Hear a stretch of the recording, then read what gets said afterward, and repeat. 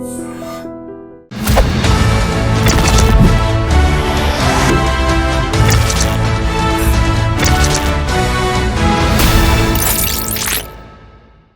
నమస్కారం. నేను Swaroopa Potlapalli. Welcome to I Dream. Iconic star Allu Arjun arrest అనేది నేషనల్ లెవెల్లో ఓ బ్రేకింగ్ న్యూస్గా మారిపోయింది. ఢిల్లీ పర్యటనలో ఉన్న సీఎం రేవంత్ రెడ్డి కూడా ఆయన అరెస్ట్ మీద స్పందించారు. అక్కడ నేరం జరిగిందా లేదా అనేది మాత్రమే చూస్తాము, అరెస్టు చేసింది స్టార్నా పొలిటికల్ స్టార్నా అనేది మేము చూడమంటూ ఆయన స్పందించారు. ప్రస్తుతం నాతో పాటు ఎమ్మెల్సీ ప్రొఫెసర్ కోదండరామ్ గారు ఉన్నారు. ఆయనతో మాట్లాడదాం. సార్ నమస్తే. నమస్తే. చూశారు కదా, అల్లు అర్జున్ అరెస్ట్ అనేది రాజకీయ రంగు పులుముకుంది, దీని వెనక రాజకీయ కుట్ర ఉంది అని చాలామంది ముఖ్యంగా ప్రతిపక్షాలు ఆరోపణలు చేస్తూ ఉన్నాయి. అలాగే రేవంత్ రెడ్డి గారు కూడా ఈ అరెస్ట్ మీద స్పందించారు. ఆయన వ్యాఖ్యలను కూడా చాలామంది సమర్థిస్తున్న వారు ఉన్నారు. మీరేమంటారు సార్? ఇప్పుడు విషయం ఏంటంటే, మనకు చాలామంది ప్రతిపక్ష పార్టీల గురించి ప్రత్యేకంగా చెప్పుకుంటే ఆధునిక ప్రజాస్వామ్య వ్యవస్థల గురించి కానీ ఒక రాజ్యాంగబద్ధమైన ప్రభుత్వాల గురించి కానీ ఐడియా లేదు వాళ్ళకి. రాజ్యాంగబద్ధమైన ప్రభుత్వాలలో ప్రభుత్వాలు రాజ్యాంగ నియమాల ప్రకారం, రాజ్యాంగ సూత్రాల ప్రకారం, రాజ్యాంగంలో ఉన్న రూల్స్ ప్రకారం పనిచేస్తుంటాయి. ఆ పని చేయటం అందులో చాలా చాలా కీలకం. అట్లా పని చేయకపోతే అది ప్రజాస్వామ్య ప్రభుత్వం కాలేదు. ఇట్లా పనిచేయాలంటే రెండు అంశాలు పాటించాలి. ఒకటి, ఆయా విభాగాలు తమ పరిధిలో తాము చట్టబద్ధంగా వ్యవహరించాలి. అది పోలీస్ కానీ, లేకపోతే అదో కాలేజో, స్కూలో, యూనివర్సిటీయో, లేకపోతే ఇంకేదైనా ప్రభుత్వ విభాగమైనా కావచ్చును గాక, తమ పరిధిలో తాము చట్టబద్ధంగా వ్యవహరించాలి. ఇది మొదటి సూత్రం. రెండవది, చాలా ముఖ్యమైన విషయం ఏంటంటే, రక్షణ కల్పించే విషయంలో కానీ ఆర్టికల్ 14 చాలా స్పష్టంగా చెప్తుంది. 14, 15 కనుక చూస్తే రక్షణ కల్పించే విషయంలో కానీ, తప్పు జరిగినప్పుడు చర్య తీసుకునే విషయంలో కానీ మనుష్యుల మధ్యన తారతమ్యం చూడటానికి వీల్లేదు. ఇది రెండు సూత్రాలను దొడ్డుగా అందరూ కూడా గుర్తించాలి. రేవంత్ రెడ్డి గారు మాట్లాడిన దాంట్లో రెండు అంశాలు బాగున్నాయి. ఏంటంటే, ఒకటి, పోలీస్ శాఖ అనేది నా పరిధిలో ఉంది, దానికి ఒక అధికార పరిధి ఉంది, తన పని తాను చేసుకుంటుంది, మేము నిరంతరము ఆ వ్యవహారాల్లో జోక్యం చేసుకోవటం లేదని. సాధారణంగా ఒక ముఖ్యమంత్రి నుంచి అట్లాంటి సమాధానం మనం ఆశిస్తాం. ఆ డిపార్ట్మెంట్లో నేను జోక్యం చేసుకోను, నియమాల ప్రకారం వాళ్ళ పని వాళ్ళు చేస్తారు. ముఖ్యమంత్రి గారి పాత్ర ఏముంటుందంటే, నియమబద్ధంగా పనిచేసేటట్టు చూడాలి. నియమబద్ధంగా పనిచేయనప్పుడు మందలించాలి, మళ్ళీ పట్టాల మీదకి ఎక్కించాలి. తప్పు జరుగుతున్నప్పుడు హెచ్చరించాలి, తప్పులు జరగకుండా చర్యలు తీసుకోవాలి. అది అక్కడ ఒకటి చాలా స్పష్టంగా చెప్పారు. రెండోది, ఎవరైతేనే ఉందండి, తప్పు జరిగినప్పుడు చర్యలు తీసుకోవలసి ఉంటుంది, తీసుకుంటామని. ఇవి రెండు కూడా నేను అనుకోవటం అందరూ రాజకీయ నాయకులు గుర్తించి వాటిని పాటించాలి. దానికి ఆ చట్టానికి లోబడే వాళ్ళు వ్యవహరించాలి. ఇది చాలా చాలా కీలకం. మనుషులు ఎవరనేది ముఖ్యం కాదు. అక్కడ కాసేపు అవన్నింటినీ పక్కన పెడదాం. ఎవరైనా కానీ మనుషులు వాళ్ళు చట్టబద్ధంగా వ్యవహరించాలి. అది మూడో సూత్రం. ఇది మనుషులు ఎవరైనా కానీ, నువ్వు హీరోనా జీరోనా అవి ముఖ్యం కాదు. ఎవరైనా చట్టబద్ధంగా వ్యవహరించాలి, నియమబద్ధంగా వ్యవహరించాలి. అందుకని సాధారణంగా ఏమంటారంటే, మీ స్వేచ్ఛ ఎక్కడి దాకా ఉంటుందంటే పక్క వాళ్ళ ముక్కు తగలనంత వరకే.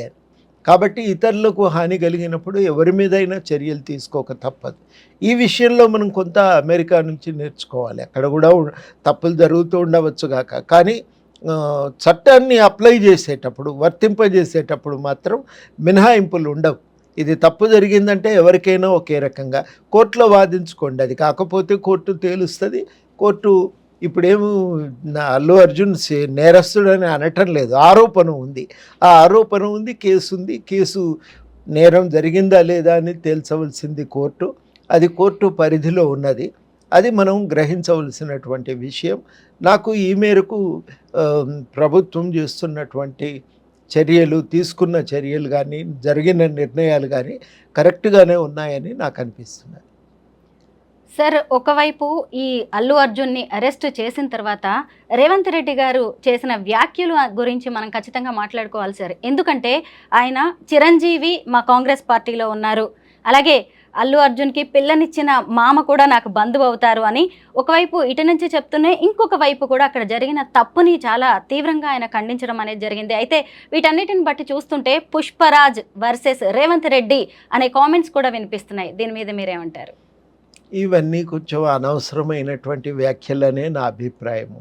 అనవసరమైన వ్యాఖ్యల గురించి మాట్లాడటం కూడా అంత మంచిదేం కాదు. అక్కడ ఒక సంఘటన జరిగింది.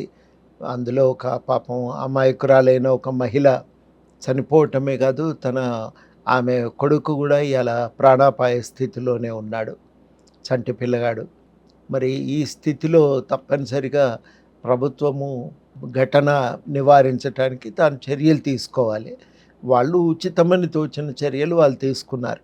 వాటి మంచి చెడును చివరికి కోర్టు నిర్ధారిస్తుంది. కానీ వాళ్ళు ఆ మేరకు చర్యలు తీసుకోవటం కూడా అవసరం. ఎవరి ప్రాణమైనా ఒకటే, తప్పు చేస్తే ఎవరైనా ఒకటే. ఈ సూత్రాన్ని పాటించటం మంచిది. ఆ సూత్రాన్ని పాటించిండ్రో అది చాలా అభినందించవలసిన విషయమే. దాంట్లో ఇంకా నాకైతే తప్పు దొర్లిందని అయితే అనిపించట్లేదు. సంధ్యా థియేటర్ ఘటన తర్వాత వెంటనే తెలంగాణ సర్కార్ రెస్పాండ్ అయింది. ఇక మీదట రిలీజ్ అయ్యే సినిమాలు వేటికి కూడా స్పెషల్ షోస్, బెనిఫిట్ షోస్ ఉండవు అని చెప్పేసి సినిమాటోగ్రఫీ మినిస్టర్ కోమటిరెడ్డి వెంకటరెడ్డి గారు వెంటనే అనౌన్స్మెంట్ అనేది చేశారు సార్. అయితే ఆ తర్వాత చూసినప్పుడు మళ్ళీ దాన్ని అక్కడికి వదిలేయలేదు. ప్రభుత్వం బాధ్యత అయిపోయిందని చేతులు దులుపుకోలేదు. అరెస్ట్ వరకు కూడా ప్రభుత్వం దీన్ని ఫాలో అప్ చేసింది. అంటే దీన్ని మనము ఇప్పుడు సినిమా ఇండస్ట్రీకి, సినిమా స్టార్స్కి ఒక లెసన్గా చూడొచ్చు అంటారా సార్? తప్పనిసరిగా ఒక హెచ్చరికనే. ఏదైనా కానీ మితిమీరినటువంటి ఒక ఎవరితో లెక్కలేనితనంతో వ్యవహరించడం అనేది అది అంత మంచిదేం కాదు. అది ఏం జరుగుతుంది అనేది కొంత ఆలోచించుకోవాలి. థియేటర్ కానీ వాళ్ళదే మొదటి బాధ్యత అవుతుంది. కేసు కూడా అట్లనే బుక్ చేసిండ్రు. నిర్వాహకులు కాబట్టి వాళ్ళు జాగ్రత్తలు తీసుకోవాల్సి ఉండే తీసుకోలేదు. ఏమవుతుంది అనేది ఆలోచించుకోవాలి. అదేవిధంగా సంబంధిత కళాకారులు కూడా జాగ్రత్తలు పాటించాలి. పాటించకపోతే సమస్యే కదా. అప్పుడు ఉత్తరప్రదేశ్లో ఒక మత ప్రవక్త మీటింగ్ పెట్టిండు. అంతా బాగానే జరిగింది. లాస్ట్కి ఆయన కాళ్ళను కరస్పర్శ కోసం అందరూ ముందుకు తొక్కిసలాట జరిగి మహిళలు చనిపోయినారు అక్కడ. అట్లాంటి ఘటనలు జరగకుండా చర్యలు తీసుకోవాల్సిన బాధ్యత నిర్వాహకులపైన ఉంటుంది. సంబంధిత అందులో భాగస్వామి అయిన వ్యక్తుల మీద కూడా ఉంటుంది. ఆ జాగ్రత్తలు పాటించినప్పుడు కొంత చర్యలు తప్పవు. సమాజము సమిష్టిగా దాన్ని నియంత్రించుకోవాలి కదా. ఆ నియంత్రించవలసిన బాధ్యత అందరి తరఫున ప్రభుత్వం మీదనే ఉంటుంది. ప్రభుత్వం ఏం చేయాలనే దాని మీద కూడా ఇంకేమన్నా డిస్కషన్ చేస్తే తప్పనిసరిగా ఆ విషయంలో కూడా సూచనలు చేస్తాం. ఎవరైనా ప్రభుత్వానికి కూడా ఏం సూచనలు చేస్తామంటే ఇట్లాంటివి పునరావృతం కాకుండా బేరీజ్ వేసుకోవాలి. ఆల్రెడీ బెనిఫిట్ షోస్ ఉండవు అని ప్రకటించిండ్రు. అది ఒకటి మంచి నిర్ణయమే. మరి దాంతో పాటుగా ఇంకేం చర్యలు తీసుకోవచ్చు అనేది కూడా ఆలోచించుకొని వాటిపైన కూడా ఏదన్నా సూచనలు ఉంటే అడిగి ప్రజల నుంచి, పౌరుల నుంచి ఆ సూచనలను కూడా దృష్టిలో పెట్టుకొని భవిష్యత్తులో ఇట్లాంటి తొక్కిసలాటలు జరగకుండా కొంత చర్యలు తీసుకోవాలి. అది మీరు ఏ రకంగా పోలీస్ డిపార్ట్మెంటు ఉచితమని తోస్తే ఆ రకంగా వాటిని ఒక జీవోలో లాగానో ఒక ఉత్తర్వుల్లాగానో వాటిని జారీ చేస్తే అవి కూడా కొంత ఉపయోగకరంగా ఉంటాయి. సార్ ఇప్పుడు రేవంత్ రెడ్డి గారు ఈ ఇష్యూని వీటన్నిటితో పాటు సార్ తెలంగాణలో అలాగే ఈ టాలీవుడ్లో జరుగుతున్న పరిణామాలన్నిటినీ జనం ఆసక్తిగా గమనిస్తున్నారు. ముఖ్యంగా మంచు ఫ్యామిలీ ఇష్యూ గురించి మనం మాట్లాడుకోవాలి. సరే, వాళ్ళ కొడుకులతో జరిగింది, మోహన్ బాబుకు ఉన్నదంతా ఫ్యామిలీ ఇష్యూగా చూసినప్పుడు మరి మీడియా మీద మోహన్ బాబు దాడిని మనం ఎలా చూడాలంటారు?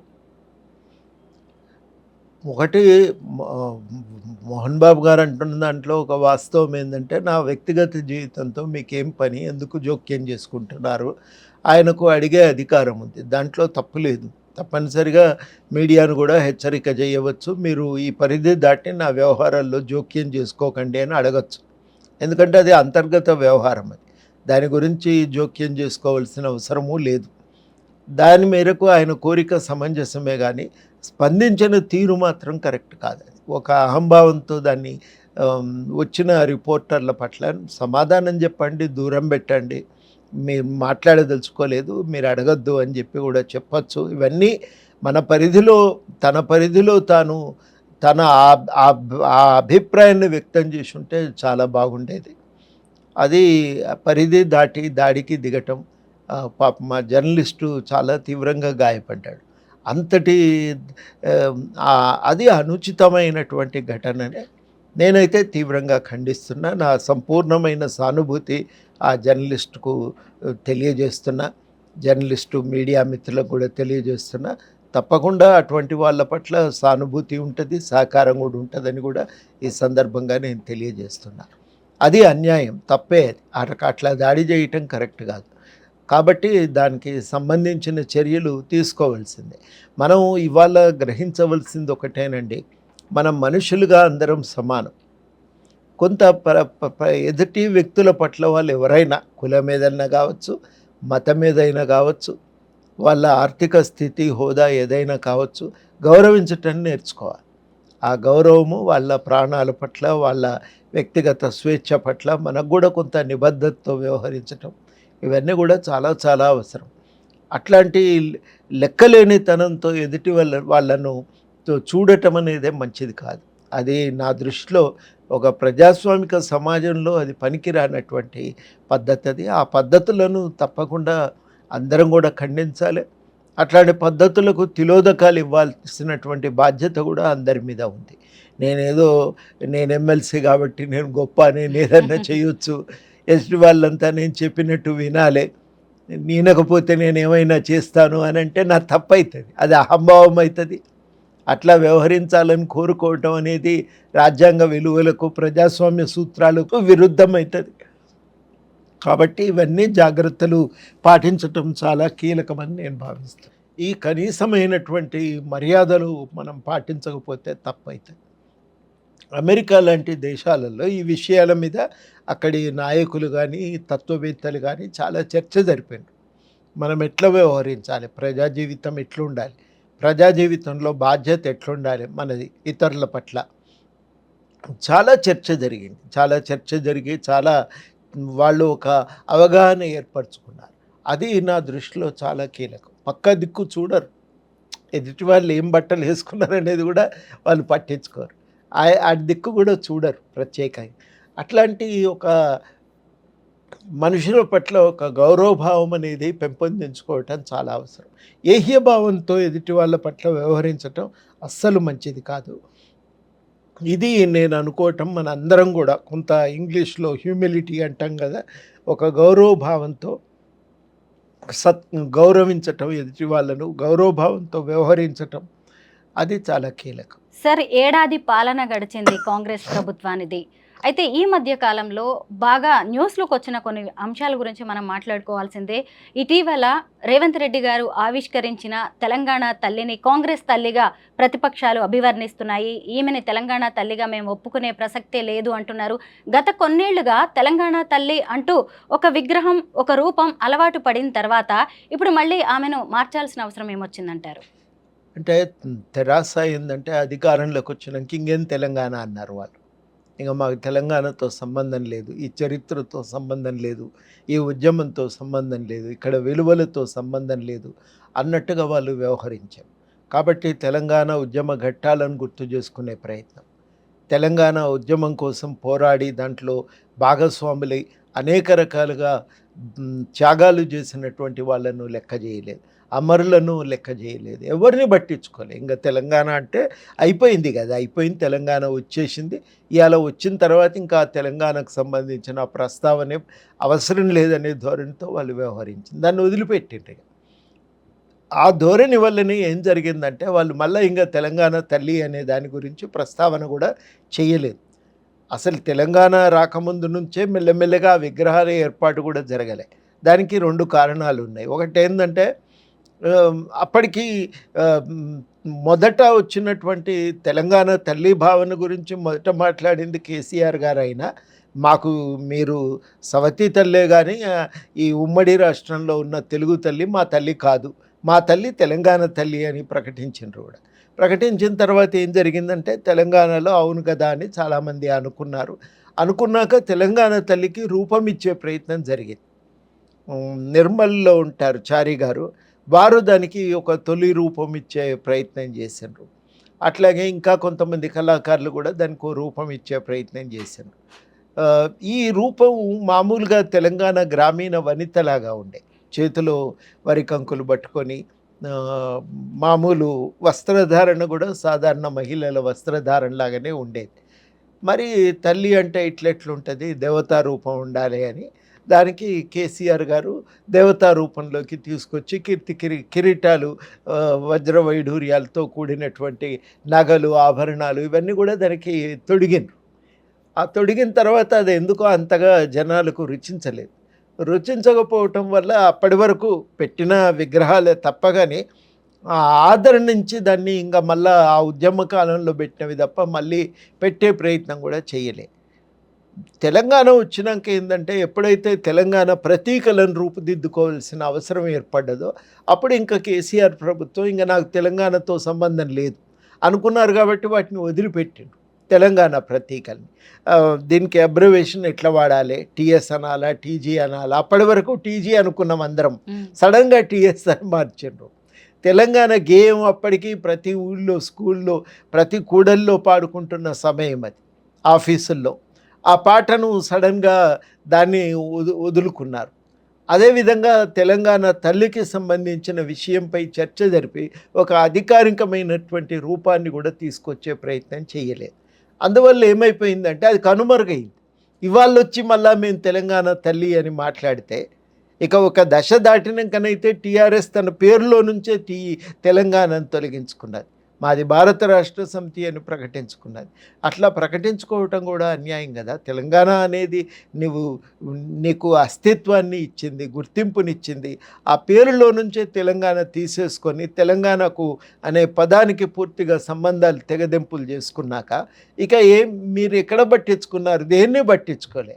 ఇవాళ ఏంటంటే, ఇంత 10 ఏళ్ళు తెలంగాణ పట్ల వాళ్ళు అనుసరించినటువంటి వైఖరికి నిరసనగా అనుకోండి, ఉద్యమకారులను పట్టించుకోవటం వల్ల అనుకోండి, మొత్తం మీదనైతే టీఆర్ఎస్ను, బీఆర్ఎస్ను ప్రజలు ఓడించారు. కాంగ్రెస్ను అధికారంలోకి తీసుకొచ్చినాక కాంగ్రెస్ కొన్నింటికి రూపమిచ్చే ప్రయత్నం ఇవాళ జరుగుతున్నది. అందులో భాగమే తెలంగాణ గీతాన్ని అందశ్రీ రాసిన జయ జయ హే తెలంగాణ గీతానికి అధికారికమైనటువంటి గేయంగా, తెలంగాణ జాతీయ గేయంగా దానికి గుర్తింపునివ్వటం. అదేవిధంగా తెలంగాణ తల్లికి కూడా ఒక అధికారికమైన రూపం ఇచ్చే ప్రయత్నం చేశారు.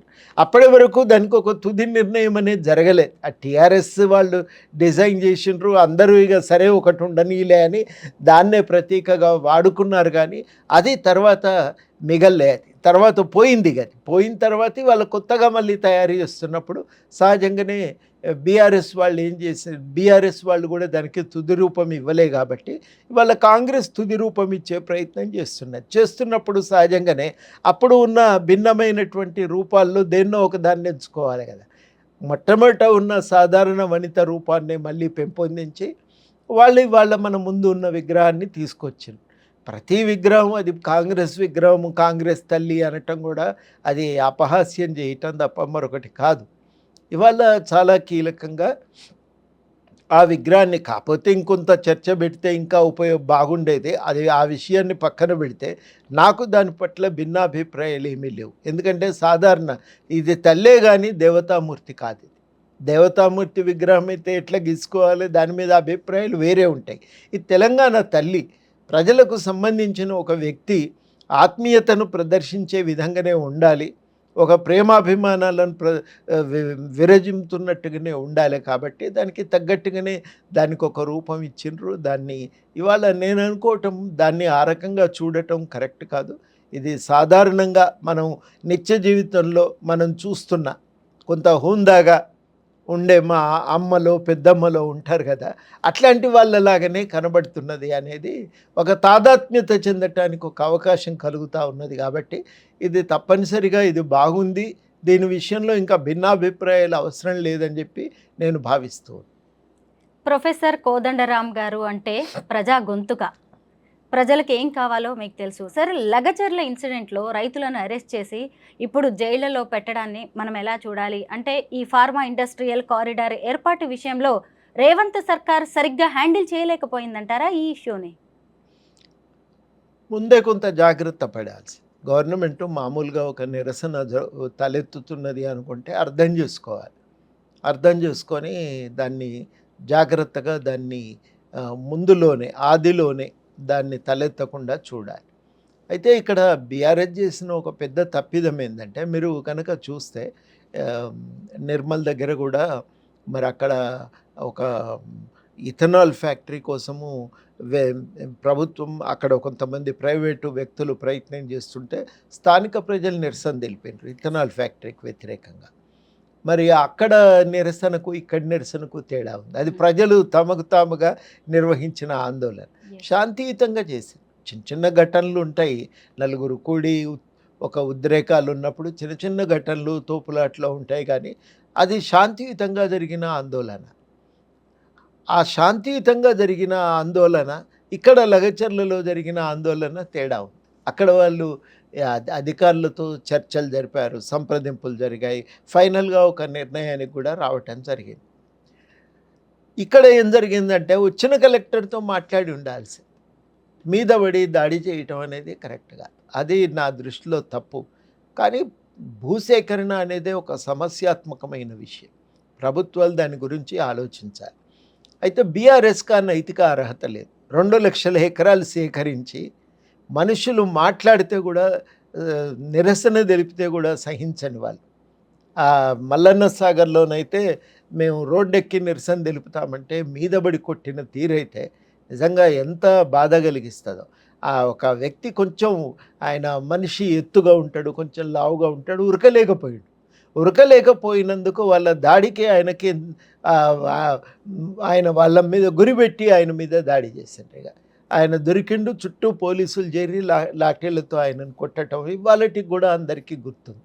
అక్కడ సెక్షన్ 30 పెట్టి ఊళ్ళకి ఎవరిని 144 పెట్టి ఊళ్ళకి ఎవరిని రానియలేదు.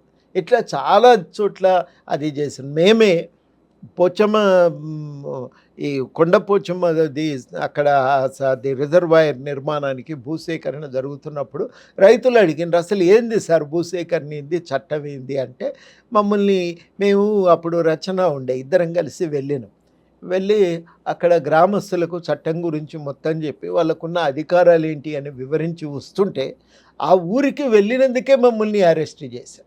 ఇవాళ వచ్చి వాళ్ళు చెప్తాము భూసేకరణ ఇట్లా జరగాలి ఎట్లా జరగాలి అని చెప్తే అది కరెక్ట్ కాదు. ముందు నైతికంగా మీ తప్పులను మీరు సమీక్షించుకొని భూసేకరణపై మీరు ఏమనుకుంటున్నారో చెప్పండి.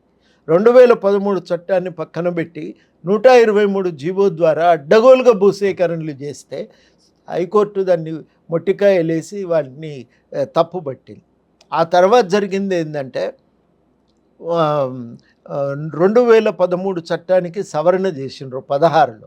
సవరణ చేసి రైతులను బెదిరించి ఒప్పందం పేరుతో రైతుల భూములు లాక్కోవటానికి కూడా వాళ్ళు పలు రకాలైనటువంటి పద్ధతులు వాళ్ళు పెంపొందించారు. చట్టవిరుద్ధమైనవి 2013కు విరుద్ధమైనటువంటి పద్ధతులను వాళ్ళు తయారు చేశారు. ఇవన్నీ చేసి ఇవాళ వచ్చి నీతులు చెప్తానంటే కుదరదు. మీరు గతంలో చేసిన వాటి గురించి ఏమంటారు? ముందు దానిపైన వివరణ ఇవ్వండి. వివరణ ఇచ్చినాక మాట్లాడండి. నేనైతే అప్పుడు కూడా మేము భూసేకరణ అడ్డగోలుగా భూసేకరణ అనేది పనికిరాదనే మాట చెప్పినాం. ఈ మధ్యన సుప్రీంకోర్టు మేము అన్న మాటని ఇవాళ పునరుద్ఘాటించింది. మేము అనుకుంటున్న మాటను సుప్రీంకోర్టు కూడా అదే మాటలు సుప్రీంకోర్టు తన తీర్పులో పేర్కొన్నది. ప్రజా అవసరాలకు తప్ప భూసేకరణ చేయకండి. కంపెనీలకు అవసరమైతే గవర్నమెంట్ కొనివ్వటం అనేది అనవసరం నా దృష్టిలో. కాబట్టి లగచర్ల బాధితులు లేవనెత్తుతున్న న్యాయసమ్మతమైన ప్రశ్నలు ఉన్నాయి. వాటిని అందరం కూడా సహృదయంతో అర్థం చేసుకోవాలి, పరిష్కారాలను ప్రయత్నం చేయాలి. మేము కూడా ఒక నోట్ తయారు చేసినాం. తప్పకుండా వాటిని కూడా ముఖ్యమంత్రి గారికి అందజేసి కొంత అర్థవంతమైన ఒక చర్చ కోసం భూసేకరణ విషయంలో మేము కూడా ప్రయత్నం చేస్తాం. ఈ విషయంలోనైతే ప్రభుత్వం కానీ జాతీయ స్థాయిలో కూడా ఒక చర్చ జరగాలి, పునరాలోచన జరగాలి. భూసేకరణ అనేది నలుగురికి అవసరమైన పనులకు తప్ప దాన్ని చేయకూడదని చెప్పి నేను భావిస్తున్నా. ప్రైవేట్ కంపెనీల కోసం అవసరమే లేదు, కొనుక్కోనియండి. అవసరమైతే పోయి కొనుక్కోనియండి. కొనుక్కున్నాక వాళ్ళు పెట్టుకుంటారు. అట్లాంటి సందర్భాల్లో ప్రత్యామ్నాయాలు చాలా కొన్ని ప్రైవేటు ఆందోళనకారులు పెంపొందించినటువంటి పద్ధతులు ఉన్నాయి. వాటిని దృష్టిలో పెట్టుకోండి. చాలా ఆలోచన చేయవలసిన అవసరం ఉంది. దాంట్లో రెండో అభిప్రాయం లేదు. ఈ మాట మేము ఇవాళ కొత్తగా అంటలేం. 2015లో మేము 16లో మేము మీటింగ్ పెట్టినాం. మీటింగ్ పెట్టి అప్పటి నుంచి ఈ విషయాలపైన మేము చర్చ చేస్తూనే ఉన్నాం. ఒక తీర్మానం కూడా రూపొందించిన బాధితులందరినీ పెట్టి. అప్పుడు మాకు పర్మిషన్ ఇయ్యలే. ఇవాళ మాట్లాడుతున్నారు కానీ అప్పుడు మాకు పర్మిషన్ ఇయ్యలే. పర్మిషన్ ఇవ్వకపోతే మా ఇంటి ఆవరణలోనే మేము దీక్షకు కూర్చోవలసి వచ్చింది. తర్వాత అతి కష్టం మీద ఒక హాల్ మీటింగ్ పెట్టి బాధితులందరి చేత మాట్లాడించి ఒక నోటు తయారు చేసినాం మిత్రుల సహకారంతోని. ఆ నోటు గవర్నమెంట్‌కి కూడా ఇస్తాం. తప్పకుండా అందరికీ న్యాయాన్ని అందించే ప్రయత్నం, భూసేకరణ మీద ఒక సమీక్ష కోసం మా వంతు ప్రయత్నం కూడా చేస్తామని సందర్భంగా ప్రకటించదలిచాను. సార్, ఉద్యమ సమయంలో మీరు కేసీఆర్ గారితో కలిసి నడిచారు. ఆ తర్వాత ఆయనతో విభేదించి బయటకు వచ్చారు. ఆ తర్వాత ఎన్నో ఇబ్బందులు, అవమానాలు పడ్డారు. ఇప్పుడు కేసీఆర్ గారి పరిస్థితి ఎలా ఉందో చూశారు. ప్రభుత్వాలు మారిన తర్వాత ఎంతకీ కేటీఆర్, హరీష్ రావు, కవిత మాత్రమే ప్రభుత్వం మీద విమర్శలైనా ఎదురుదాడైనా చేస్తున్నారు. ఇప్పటికీ కూడా కేసీఆర్ ఇంకా ఫామ్ హౌస్కే పరిమితమై ఉండడాన్ని మనం ఎలా చూడాలి? ఆయన ఏదైనా వ్యూహంతో ఉన్నారంటారా? ఏం వ్యూహం ఉంటుందో ఆలోచించుకుంటాడు. ఆలోచించుకోకుండా ఎందుకుంటాడు కానీ ఏదున్నా కానీ ఒక ఒక ఉద్యమ ఆకాంక్షలను తుంగలో తొక్కి ప్రజలు చేసిన త్యాగాలపైన పూర్తిగా వాటిని దొక్కి తాను ఏకఛత్రాధిపత్యం చెలాయించాలని ప్రయత్నం చేసిండు. అది తెలంగాణ సమాజం అంగీకరించదు. అది మొట్టమొదట వారు గ్రహించాలి. అది గ్రహించటం వారికి మంచిది, సమాజానికి కూడా అది ఉపయోగపడుతుందని నేను అనుకుంటున్నాను. అది మార్చుకోవాలి, ఆ తీరే మార్చుకోవాలి. అందుకనే మేము చాలాసార్లు చెప్పినాం కూడా, ఈ కేసీఆర్ నిరంకుశ పోకడలకు, ఈ సమాజం యొక్క ప్రజాస్వామిక ఆకాంక్షలకు మధ్యన ఒక ఘర్షణ తెలంగాణ రాజకీయాల మూల సూత్రము, దాని ప్రధాన స్వభావము అని అప్పట్లో చాలాసార్లు చెప్పినాం. ఇది ఇప్పటికీ కూడా ఇప్పుడు ప్రభుత్వాలు దీన్ని అర్థం చేసుకోవాలి. ఈ అప్రజాస్వామిక ధోరణులని సమాజం సహించదు, ఎప్పుడు కూడా వాటికి వ్యతిరేకిస్తుంది, నిరంకుశత్వాన్ని సహించదు. ఇది మనం ఇలా అర్థం చేసుకోవాలి. ఈ విషయం వారు గుణపాఠం తీసుకోగలిగితే తెలంగాణకు మంచిది.